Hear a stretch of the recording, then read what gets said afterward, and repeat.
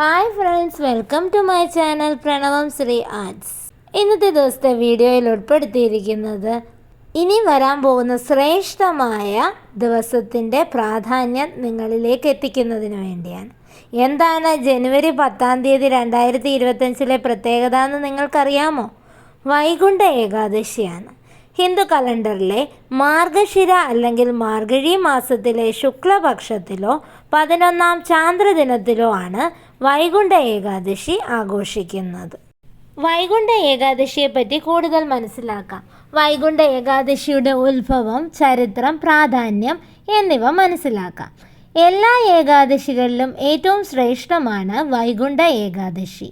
ഈ ദിവസം വ്രതം അനുഷ്ഠിക്കുന്നത് 23 ഏകാദശി വ്രതം അനുഷ്ഠിക്കുന്നതിന് തുല്യമാണെന്ന് വിശ്വസിക്കപ്പെടുന്നു.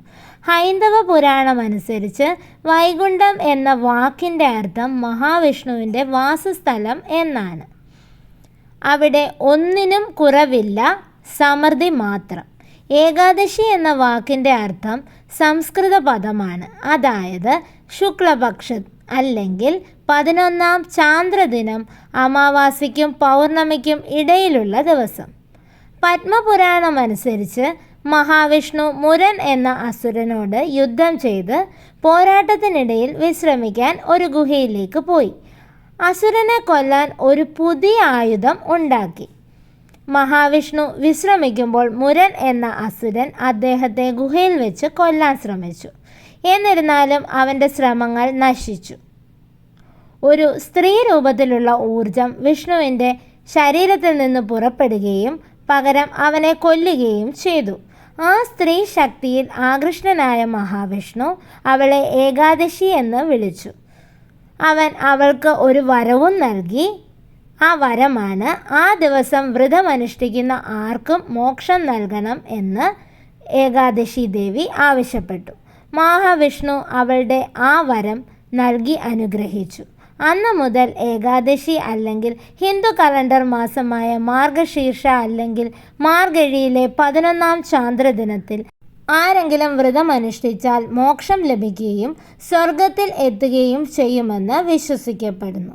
അന്നു മുതൽ ഹിന്ദുക്കൾ, പ്രത്യേകിച്ചു വൈഷ്ണവർ, മഹാവിഷ്ണുവിൻ്റെ വസതിയിലോ സ്വർഗത്തിലോ എത്താൻ ഈ ദിവസം ഉപവാസം അനുഷ്ഠിക്കുന്നു. വിഷ്ണുവിൻ്റെ വാസസ്ഥലം അല്ലെങ്കിൽ വൈകുണ്ഠത്തിൻ്റെ വാതിൽ പുറത്തു നിന്നുള്ളവർക്കായി വർഷം മുഴുവൻ അടച്ചിരിക്കും. വൈകുണ്ഠ ഏകാദശി ദിനത്തിൽ മാത്രമാണ് വൈകുണ്ഠദ്വാരം അഥവാ വൈകുണ്ഠവാതിൽ എല്ലാവർക്കും തുറന്നിരിക്കുന്നത്. വൈകുണ്ഠ ഏകാദശി നാളിൽ വ്രതം അനുഷ്ഠിക്കുന്നതിലൂടെ യമനെയോ മൃത്യുദേവനെയോ നേരിടാതെ അവിടെ വൈകുണ്ഠവാതിൽ എത്തുമെന്നാണ് വിശ്വസിച്ച് വരുന്നത്. മുരൻ അസുരൻ അരിമണികളിൽ വസിക്കുന്നു എന്ന് വിശ്വസിക്കപ്പെടുന്നതിനാൽ ഹിന്ദുക്കളും ഏകാദശിയിൽ അരി കഴിക്കാറില്ല. ഗോതമ്പിൻ്റെ ആഹാരമാണ് ഏകാദശി വ്രതം അനുഷ്ഠിക്കുന്നവർ ഭക്ഷിക്കാറുള്ളത്. ഇതുകൂടാതെ മറ്റു ചിലർ ഈ ദിവസം മുഴുവനായി ഉപവസിക്കുകയും ചെയ്യാറുണ്ട്. ഇന്ത്യയിലുടനീളം വൈകുണ്ഠ ഏകാദശി വളരെ ഉത്സാഹത്തോടെയും ഭക്തിയോടെയും വൈഷ്ണവ ക്ഷേത്രങ്ങളിലും മഹാവിഷ്ണു ക്ഷേത്രങ്ങളിലും ആഘോഷിക്കാറുണ്ട്. ഭക്തർ മഹാവിഷ്ണുവിനെ പ്രാർത്ഥിക്കുകയും തുളസിമാല കൊണ്ട് പൂജകൾ ചെയ്യുകയും പ്രസാദ പഴങ്ങളും മധുര പലഹാരങ്ങളും സമർപ്പിക്കുകയും ചെയ്യുന്നു. വൈകുണ്ഠ ഏകാദശി ആഘോഷങ്ങൾ ഇന്ത്യയിലുടനീളം, പ്രത്യേകിച്ച് ദക്ഷിണേന്ത്യൻ സംസ്ഥാനങ്ങളിലും കാണാം. ശ്രീരംഗം, തിരുപ്പതി ക്ഷേത്ര ആഘോഷങ്ങളിൽ പ്രധാനമായും അവയിൽ വൈകുണ്ഠ ഏകാദശി ആഘോഷങ്ങൾ പേരുകേട്ടതാണ്.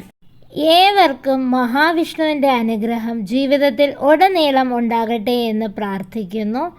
വീണ്ടും മറ്റൊരു വിശേഷവുമായി മറ്റൊരു വീഡിയോയിൽ കാണാം. അതുവരേക്കും ഈ ചാനൽ ഒന്ന് ലൈക്ക് ചെയ്യാനും സബ്സ്ക്രൈബ് ചെയ്യാനും കമൻറ്റ് ചെയ്യാനും മറക്കല്ലേ. Bye, see U.